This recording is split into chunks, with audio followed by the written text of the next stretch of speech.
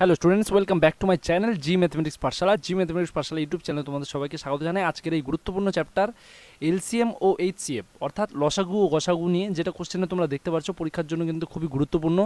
এই ধরনের কোশ্চেনের অ্যান্সার আমরা কীভাবে করব, ঠিক আছে? তো যেই কোশ্চেনে দেখতে পাচ্ছ 0.9, 0.09, 0.009, তো এই ধরনের অঙ্ক যখনই থাকবে, যেরকম কোশ্চেন আছে 0.9, 0.09 এবং 0.009, আচ্ছা এই ধরনের কোশ্চেন যখনই থাকবে আমরা এটাকে কি এইভাবে দশমিক উঠিয়ে নিচে লিখতে পারি? এটা দশমিক উঠে 10, এখানে দশমিক উঠে যেহেতু 2 ঘর আছে এখানে 100, আর এখানে দশমিক উঠিয়ে এখানে 3 ঘর যেহেতু তার মানে 1000, এরকম লিখতে পারি আমরা, অবশ্যই লিখতে পারি। তাহলে বলেছে এর লসাগু কত। আচ্ছা লসাগুর জন্য দেখতে পাচ্ছি যে প্রত্যেকটা সংখ্যায় এক একটা ভগ্নাংশতে রয়েছে। তো ভগ্নাংশের সূত্র কি আছে সেটা তো অবশ্যই আমাদেরকে জানতে হবে, তাই না? ভগ্নাংশের সূত্র কি? যেহেতু লসাগু বের করতে হবে, লসাগুর ক্ষেত্রে ভগ্নাংশের সূত্রগুলো থাকে লবগুলির, মানে লসাগু, নিচে হরগুলির গসাগু, মানে লবগুলি যে আছে উপরে যে লব এগুলোকে বলে লব, আর নিচেরগুলোকে বলে কি হর, তাই না? তাহলে সূত্রানুযায়ী আমরা বলতে পারি লব গুলির লসাগু, বা আমি এলসিএম দিয়ে দিলাম, আর হরগুলির এইচসিএফ, আমরা ডাইরেক্ট এটা দিয়ে দিলাম, ঠিক আছে? এইবার এখানে লব লব কি আছে দেখো, এটা তো নয়, এটা তো নয়, এটা তো নয়, যেহেতু দেখো দশমিক উঠে গেছে তার মানে প্রত্যেকটাতে তো শূন্য সামনে, তো শূন্যর তো কোনো ভ্যালু নেই, তাহলে যেহেতু দশমিক উঠে গেছে তার মানে প্রত্যেকটাই নয় আছে, তো সেই ক্ষেত্রে লসাগু কত হবে? নয়ই হবে। তো বলবে স্যার কীভাবে নয় করলেন আপনি? এবার 3টা 9 যখনই সংখ্যা, তখন আমি একে কাকে দিয়ে ভাগ করব? আমি ডাইরেক্ট 9 দিয়ে ভাগ করতে পারছি, 1 1 1। এইভাবে যখন উৎপাদকে আমরা লসাগু বের করি তাহলে 9 দিয়ে 1কে গুণ করলে 1, 9 কে 9, 9 কে 9, তো 9ই তো আসছে, তাই কি না? এবার হরগুলির এইচসিএফ বলেছে, নিচে রয়েছে কত? 10, 100, 1000, তাই রয়েছে কি না?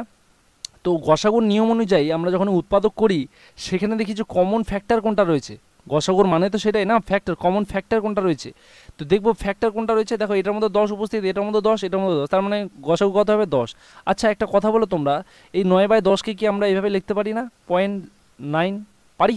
দেখো শুরুতে তো তাই করেছিলাম না, 0.9 ছিল, সেটাকে আমরা দশমিক উঠে নিচে কী করেছিলাম? 10 করেছিলাম, তাহলে এটার মানে আমরা এটা লিখতে পারি? বলবে হ্যাঁ স্যার লিখতে পারি। তাহলে লসাগু তো বেরিয়ে গেল। ভগ্নাংশের লসাগুর নিয়ম তো এটাই ছিল না, লসাগুয়ের নিয়ম ভগ্নাংশের ক্ষেত্রে, লসাগুয়ের নিয়ম এটাই ছিল।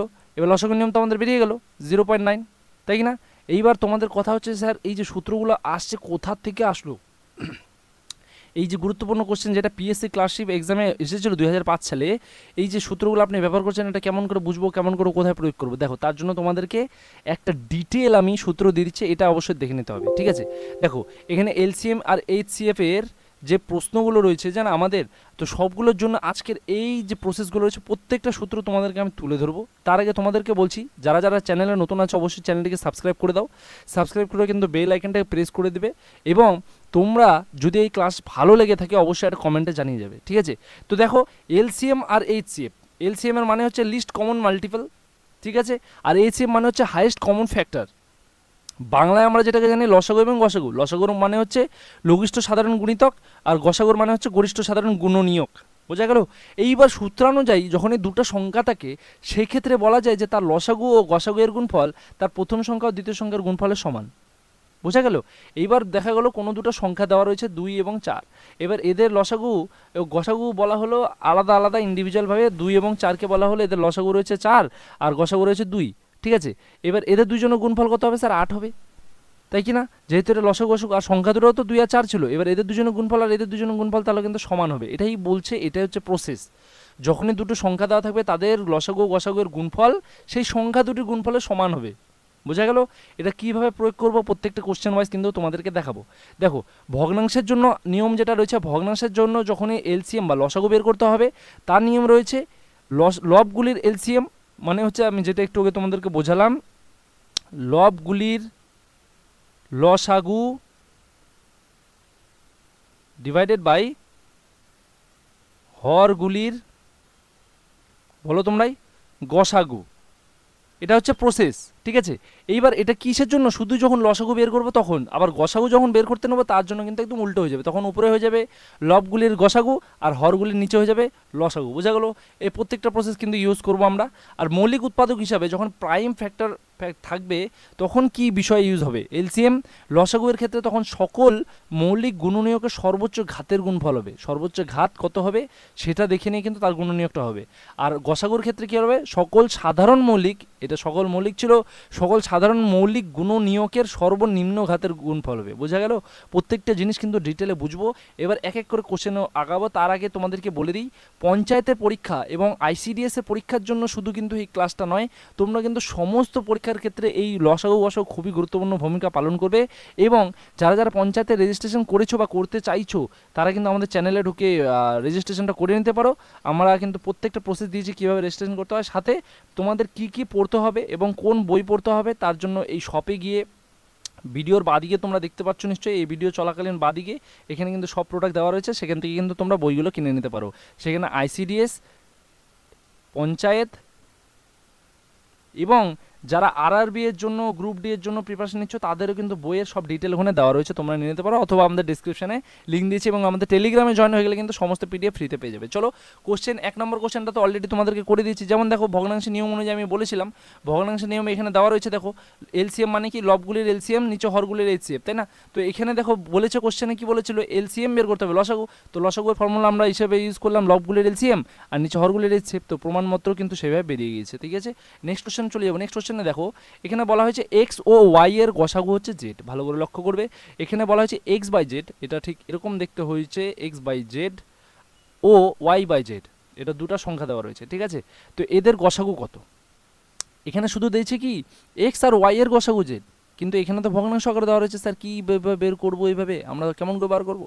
যখন এই ভগ্নাংশের গসাগু বের করতে হয় আমি ফর্মুলা অনুযায়ী কী বলেছিলাম, ভগ্নাংশের ক্ষেত্রে গসাগুয়ের ফর্মুলা কী বলেছিলাম, গসাগুয়ের ফর্মুলা বলেছিলাম লবগুলির গসাগু,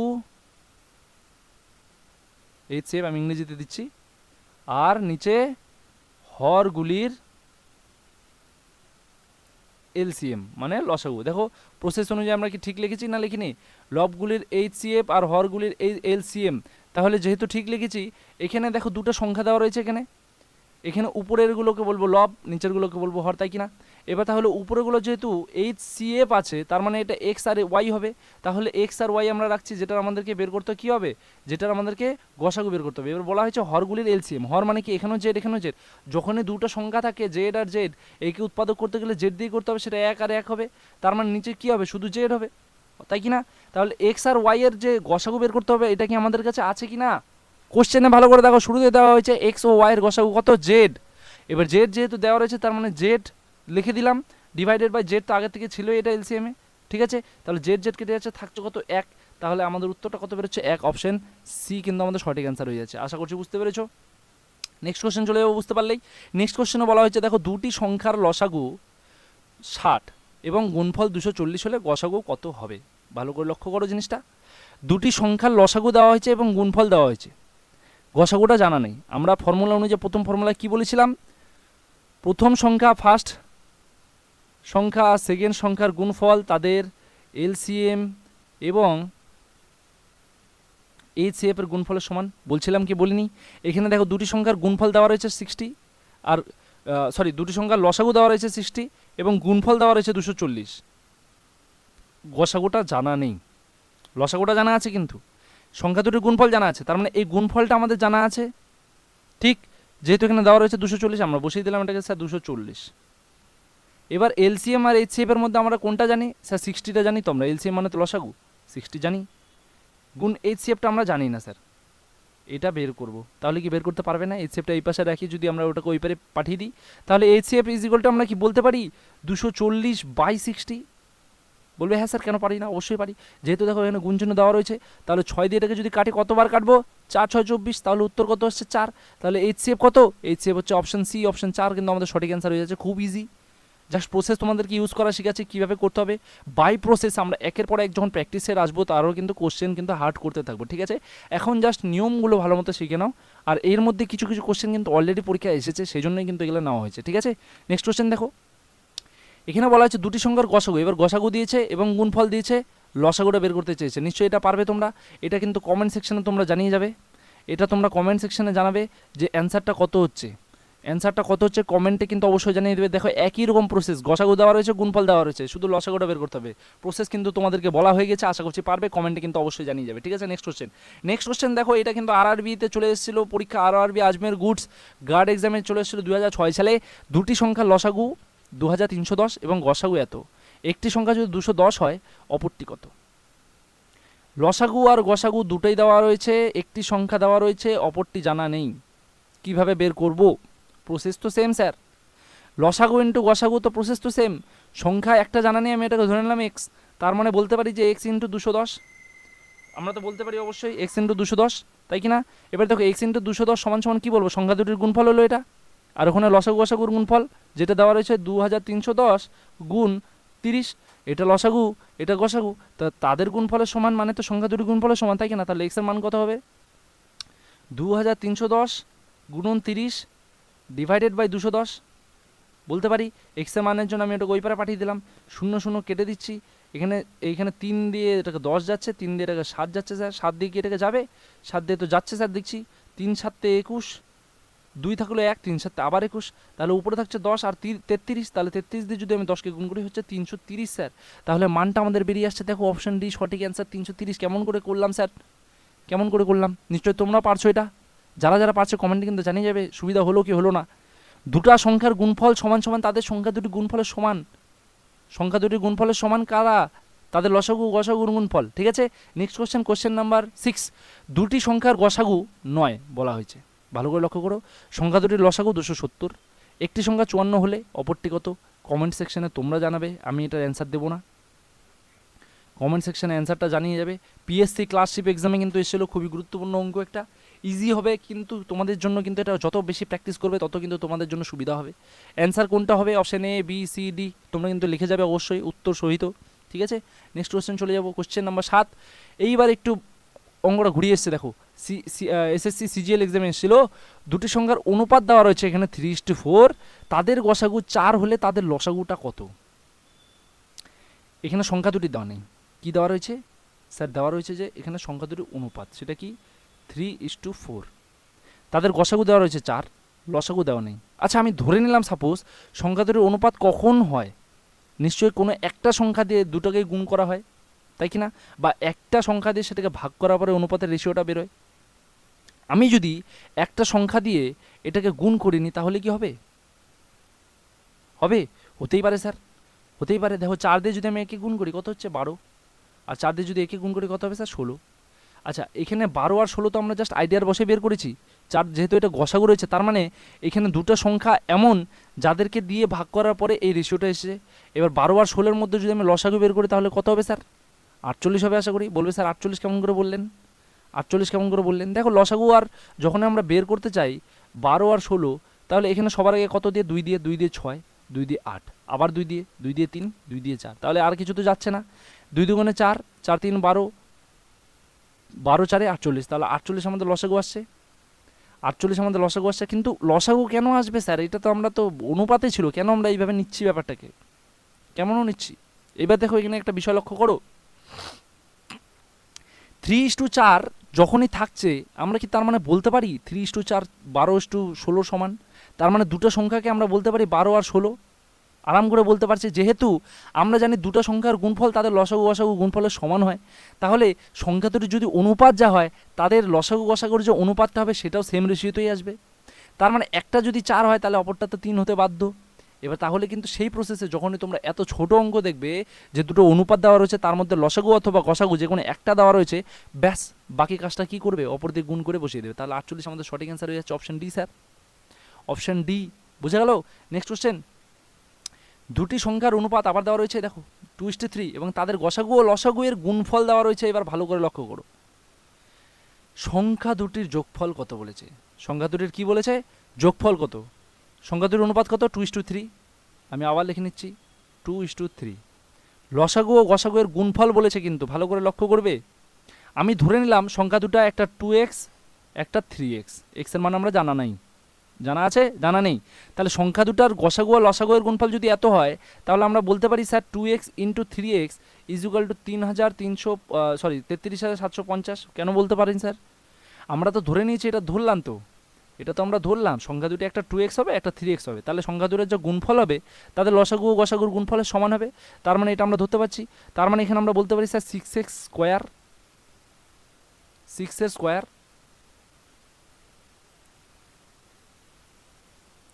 আচ্ছা 6 এর স্কোয়ার দেবো। তো এখানে দিলাম 6 এর স্কোয়ার ইজ ইকুয়াল টু 33,750, এটা আমরা বলতে পারি স্যার। তাহলে এক্স স্কোয়ার এটা কি করবো, 33,750কে কত দিয়ে ভাগ করবে স্যার? 6 দিয়ে। বলবে স্যার 6 দিয়ে তো বিশাল বড় ভাগ হয়ে যাচ্ছে। কেন যাচ্ছে কি না দেখতে হবে আগে। কাটাকাটি যদি শুরু করি, দেখো ফার্স্টে 5 6 30, আবার 3 থাকছে, আবার 5 6 30, ও সরি সরি সরি, ফার্স্টে 5 6 30 করলাম, তখন 3 থাকলো, 30 থেকে 3 37 আসছিল না? তাহলে এখানে 37 তো হচ্ছে না। আচ্ছা এখানে ইরেজারটা কাজ করছে না, এখানে ইরেজার কাজ করছে না, আচ্ছা কাজ করছে, চলো।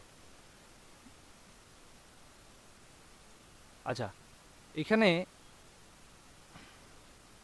তাহলে দেখো 6 দিয়ে ফার্স্ট থেকে 5 6 30 করলাম, এবার থাকলো 3 7 37, তাহলে 5 6 30 বা 6 6 36 করলাম, 1 5 বাসলো, 6 দুগুণে 12, আর তারপরে থাকলো কত, থাকলো 30 না 3 0 5 6 30, তাহলে মানে বাড়ছে কত দেখো, এখানে তো এক্স স্কোয়ার ছিল স্যার, হ্যাঁ, তাহলে 5,625 আসছে। এবার এক্স এর মানটা তাহলে কত, স্কোয়ার যদি আমি এদিক থেকে উঠিয়ে দিই তাহলে এই পাশে রুট ওয়ার্ক হয়ে যাবে। এইবার কোশ্চেন হচ্ছে যে স্যার রুট 5,625 এটা বের করতে গেলে তো আমাদের ঘাম ছড়িয়ে যাচ্ছে। একটা জিনিস ছোট করে লক্ষ্য করো, যাদেরকে আমি স্কোয়ারের ফর্মুলা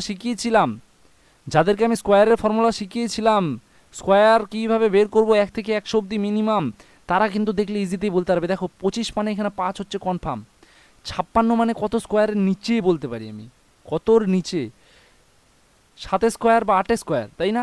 7 8 56 হয় আমরা জানি। এবার 7 স্কোয়ার মানে কত স্যার 49, 8 স্কোয়ার কত স্যার 64। তাহলে এই দুটার মধ্যে যে কোনো একটা হবে। আমরা নিয়ম জানতাম কি, যখনই আমরা 75 বা 74 স্কোয়ার বের করতাম, যখনই দেখবো ছোট সংখ্যা কোনটা সেটাই কিন্তু বসিয়ে দেবো 75। তাহলে এটা কত হবে 75, কেমন করে স্যার?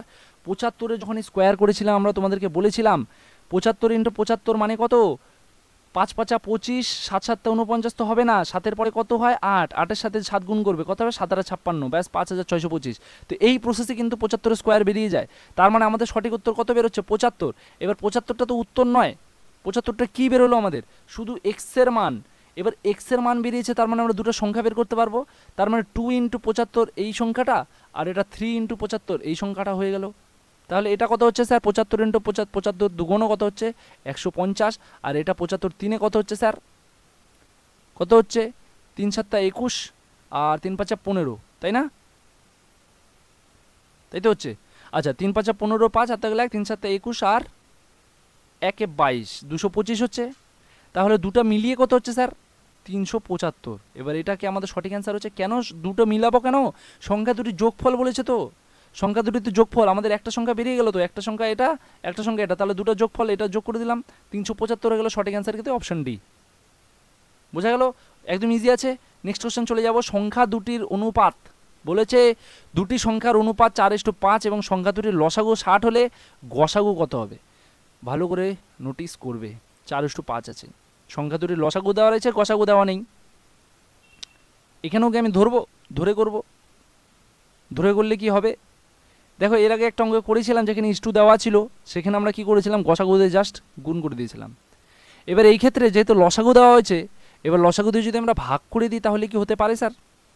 দেখো 60কে 4 দিয়ে যদি ভাগ করি এটা 15, 5 দিয়ে যদি ভাগ করি কত হয়, 5 দিয়ে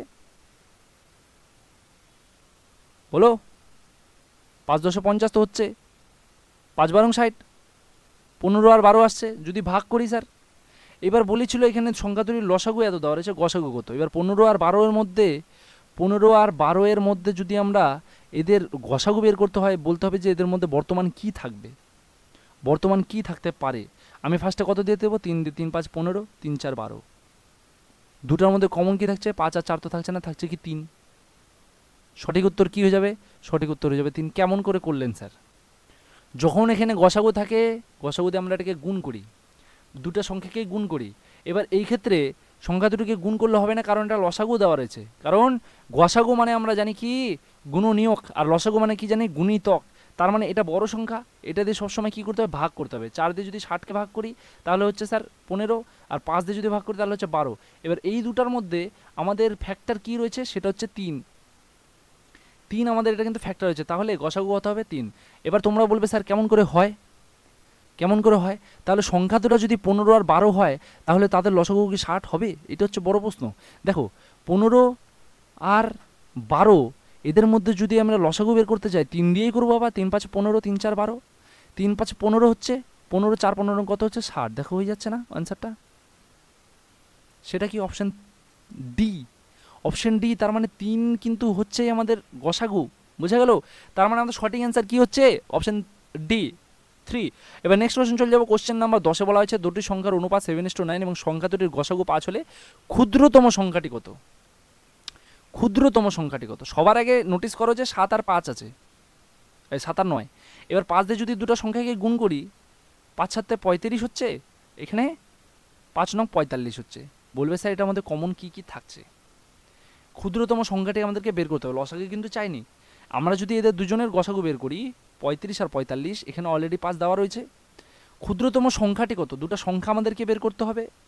তার মানে এখানে দুটো সংখ্যা যদি আমরা বের করেই ফেলি, যদি আমরা এইভাবে ডাইরেক্ট ধরে নিই যে সংখ্যা দুটোর অনুপাত মানে কি, যেই সংখ্যাটা বড় হবে তার তো অনুপাতটাও বড় হবে, আর যে সংখ্যাটা ছোট হবে তার তো সংখ্যাটাও মানে অনুপাতটাও ছোট হবে। তাহলে এটা যেহেতু 7, এর সাথে 5 গুণ করলে কত হচ্ছে? 35। ব্যাস, এটাই উত্তর।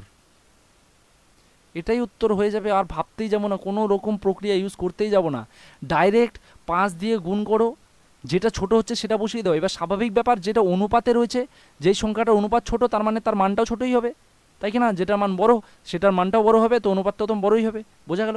নেক্সট কোশ্চেন, কোশ্চেন নাম্বার 11-এ দুটি সংখ্যার অনুপাত 3:4 এবং সংখ্যা দুটির লসাগু 84 হলে বড় সংখ্যাটি কত? এবার বলেছে লসাগু, এবার বলেছে লসাগু করতে। এবার দেখো এখানে লসাগু বের করার জন্য আমাদেরকে কি করতে হবে? 84 তো দেওয়া রয়েছে, সংখ্যা দুটির লসাগু বলা হয়েছে 84। এইবার 3 আর 4 যেহেতু লসাগু হয়েছে আমরা তো আর গুণ করবো না, আমরা চেষ্টা করবো ভাগ করার। 3 দিয়ে 84কে যদি ভাগ করি কত হয় স্যার? 3 দিয়ে ভাগ করলে 3 দুগুণে 6, 3 8 24, 28 হয়ে যাচ্ছে। হচ্ছে কি না? 4 দিয়ে যদি ভাগ করি, 4 দিয়ে ভাগ করলে কত হচ্ছে স্যার? সেটা হচ্ছে 21। 28 আর 21-এর মধ্যে বড় সংখ্যা কোনটা? 28। ব্যাস, অপশন সি সঠিক অ্যান্সার। কোনো প্রসেস আর যাবই না। কি করলাম? ভাগ কেন করলাম? আমি বলেছিলাম লসাগু যখনই থাকবে এরকম ইস্টু দেওয়া থাকবে অনুপাত, তখন শুধু ভাগ করবে, যখনই গসাগু থাকবে তখনই গুণ করবে। তাহলে এক্ষেত্রে 3 আর 3:4 যে ছিল, আর লসাগু ছিল 84, 3 দিয়ে 84 মানে 84কে যদি ভাগ করি তাহলে আসছে আমাদের কত? 28। আর 4 দিয়ে ভাগ করলে কত হচ্ছে? 21। এদের মধ্যে বড় কোনটা? 28। ব্যাস, চোখ বন্ধ করে বসিয়ে দাও, এটা সঠিক উত্তর হয়ে যাবে। আর কোনো কিছু দেখার দরকারই নেই, ইজি আছে একদম, আশা করছি পারবে। নেক্সট কোশ্চেন দেখো। নেক্সট কোশ্চেন বলা হয়েছে দুটি সংখ্যার গসাগু 2 এবং তাদের লসাগু 70 হলে সংখ্যা দুটি কি? গসাগু দেওয়া আছে, লসাগু দেওয়া আছে, সংখ্যা দুটি বলা হয়নি। সংখ্যা দুটি কিন্তু বলা হয়নি। কিভাবে বের করব? সংখ্যা দুটি গসাগু মানে একটা গসাগু বলেছে, লসাগু বলেছে, সংখ্যা দুটি কি কি হতে পারে? এবার দুটার গুণফল আমরা যদি গুণ করি, দেখো 2 × 70, তাই না? আমরা জানি কি গসাগু আর লসাগুর গুণফল সমান সমান দুটো সংখ্যার গুণফলের সমান হয়। তার মানে এখানে যেই দুটো সংখ্যা হবে তাদের গুণফল এই দুটোর গুণফলের সমান হবে, যেটা আমরা দেখতে পাচ্ছি। 2 দিয়ে 70কে গুণ করলে হচ্ছে 140 স্যার। তাহলে দেখতে হবে যে 140 কোন দুটোকে গুণ করলে হচ্ছে। 6 দিয়ে যদি 7কে গুণ করি, 6 7 42, 420 পার হয়ে যাচ্ছে। 4 দিয়ে 7কে গুণ করলে 4 7 28, 280 পার হয়ে যাচ্ছে। 35 দুগুণে শুধু 70 হচ্ছে। এখানে দেখো 14 দিয়ে 10কে গুণ করলে 140 হচ্ছে, মানে এটা সমান হচ্ছে। তার মানে অপশানে সঠিক উত্তর। বুঝতে পারছো কি পারোনি? আমরা কি জানি? দুটি সংখ্যার গুণফল x × y তাদের LCM × HCF এর সমান। এবার সংখ্যা দুটার তো গসাগু আর লসাগু দেওয়া রয়েছে রে ভাই, তাহলে যখন 70 × 2 দেওয়া আছে 140, এখানে অপশানের মধ্যে আমরা দেখবো যে কোন দুটোকে গুণ করলে 140 আছে। দেখছি অপশান নিয়ে, তাহলে সঠিক অ্যান্সার হয়ে গেল। ব্যাস, আর কিছু দেখার তো দরকারই নেই, আছে কি? নেক্সট কোশ্চেন দেখো। দুটি সংখ্যার সমষ্টি বলেছে 1000, তাদের লসাগু এত হলে সংখ্যা দুটি কি কি? এই সমষ্টি যেটা দেওয়া রয়েছে না, এটা তোমাদেরকে মাইন্ড বিভ্রান্ত করার জন্য, এটা ভুলে যাও, ব্যাস আর কিচ্ছু দেখবে না, ঠিক আছে? তাদের লসাগু শুধু চেক করো যে 8,919 হলে সংখ্যা দুটি কী কী হতে পারে।